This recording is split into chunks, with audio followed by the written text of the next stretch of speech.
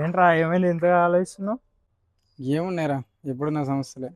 ఒకటి తేదీ ఈఎంఐ కట్టాలి, ఇంటి బాధ్యతలని, అవే ఆలోచనలు. అమ్మడు ఫ్లోలో లచ్చనేస్తాం అని మైండ్లో పెట్టుకోకే మెట్లు వచ్చేద్ది. పాపం ఫీల్ అయినట్టున్నారు. సరే పద టీ తాగుతూ మాట్లాడుతుంది.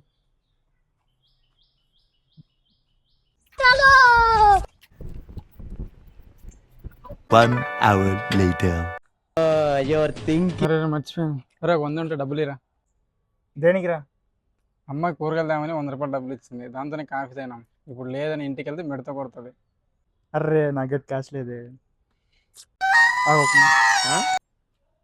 హలో హలో, కృష్ణాచారి గారు మాట్లాడుతున్నారా అండి? చెప్పండి. అది మీ BMW కార్ షోరూమ్ లో సర్వీస్ అయిపోయి రెడీగా ఉందండి. మీ షోరూమ్ కి వచ్చి పికప్ చేసుకోండి. ఓకే అలా. ఓకే అండి, థ్యాంక్ యూ. అవి కార్ సర్వీసింగ్ ఇచ్చా, వెళ్ళి తెచ్చుకుందాం. వస్తావా? సరే పద. అడుగుతలేదన్నాడు, బిఎండబ్ల్యూ ఎట్లా చేస్తాడు? అరే 100 రూపాయలు అడుగుతా డబ్బులు లేవను, మరి బిఎండబ్ల్యూ కార్ ఎట్లా వేస్తావరా? అరే నువ్వు అడిగింది క్యాష్, నేను చేసేది యూపీఐ పేమెంట్.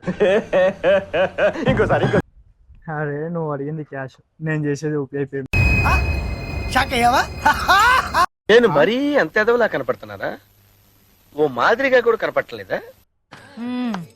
సరిపోయారు ఇద్దరును. సాగుతుంది మీకు అలాగా.